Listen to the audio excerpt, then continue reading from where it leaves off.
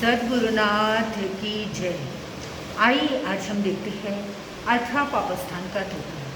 पंडवना सूत्र में अर्थाह पापस्थान का वर्णन प्रभु परमात्मा ने बताया है कि इन पापों का सेवन करने से जीव अगले भव में, आने वाले भव में क्या बन सकता है, वह जीव क्या किसको प्राप्त कर सकता है।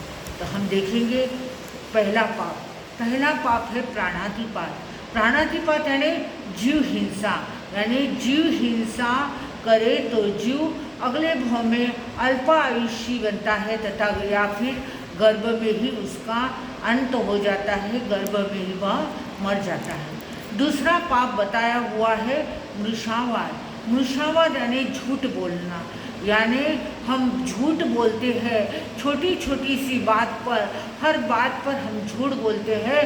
तो इस झूठ बोलने से अगले भवों में हम गूंगे बहते हैं, बेसुरे बनते हैं, यानी हमारी जो वाचा है वह क्या हो जाती है, चली जाती है।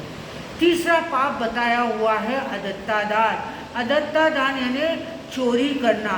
चोरी करे तो अगले भव में जो बिना हाथ पैर वाला बनता है। चौथा पाप है मैथुन, यानी मैथुन का सेवन करे, बलात्कार करे, परस्त्री का सेवन करे तो जीव अगले भव में नपुंसक बनता है। पांचवा पाप बताया हुआ है परिग्रह, यानी जीव परिग्रह जमा करता है, तृष्णा करता है, लोभ करता है, तो वह जीव अगले भव में भीख मंगा और दरिद्री बन जाता है। छठा पाप बताया हुआ है क्रोध, यानी जीव क्रोध करता है। प्रभु परमात्मा ने बताया हुआ है कि ये मानो यह क्रोध जो है हमें अगले भव में सर्प, सिंह, बंदर आदि तिरंच के भव में उत्पन्न करता है, इसलिए क्रोध नहीं करना चाहिए। क्रोध करने से सर्प, सिंह और बंदर की योनि में हमें जन्म लेना पड़ता है। उसके बाद में बताया हुआ है मान, यानी मान करे, अभिमान करे, तो अगर ईगो करते हैं तो अगले भव में दास, बकरा या भेड़िए के रूप में हमें जन्म लेना पड़ता है। आठवां पाप बताया हुआ है माया। माया यानी कपट करे। कपट करे तो इंसान यह जीव स्त्री बनता है, जेल में जाता है। कहते हैं कि प्रभु परमात्मा ने बताया हुआ है माया करने वाला व्यक्ति, स्त्री अगर माया करती है तो अगले भव में नपुंसक बनती है, और पुरुष अगर माया करता है तो वह अगले भव में स्त्री बनता है। तो यहाँ इस प्रकार से बताया है।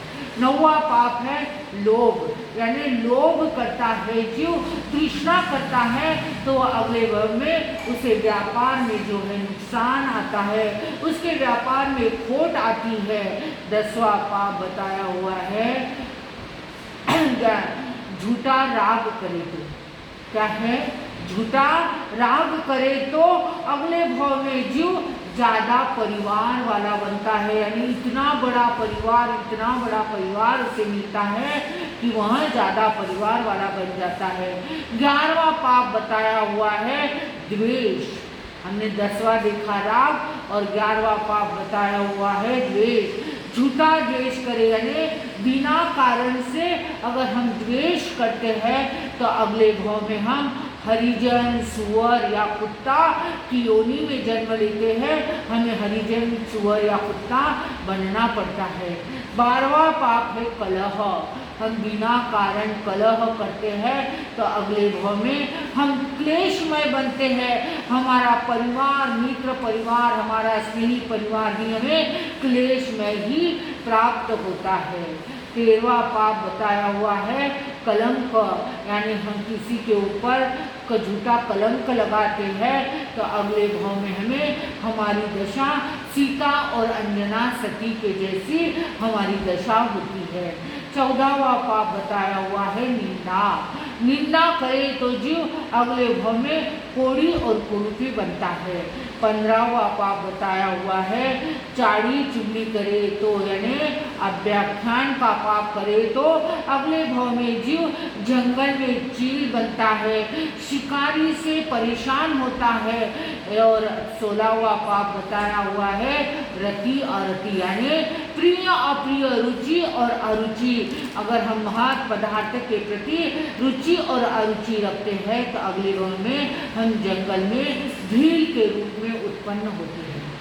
अब 17वां पाप बताया हुआ है, माया विषावाद यानी झूठ बोलना। लेकिन कैसा झूठ बोलना? कपट सहित झूठ बोलना।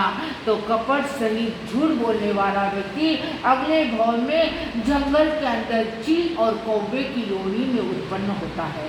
और 18वां सबसे बड़ा पाप है मिथ्या दर्शन शल्य यानी कुदेव कुगुरु को का सेवन करना, कुदेव कुगुरु के प्रति श्रद्धा रखना। अगर हम कुदेव कुगुरु को वंदन करते हैं, उनके प्रति श्रद्धा रखते हैं, तो अगले भव में हम ऊंट पाड़ा या गधे के रूप में उत्पन्न होते हैं। तो प्रभु परमात्मा ने 55वां सूत्र के अंदर इन 18 पापों का वर्णन इस प्रकार से किया है, सेवम भन्ते कि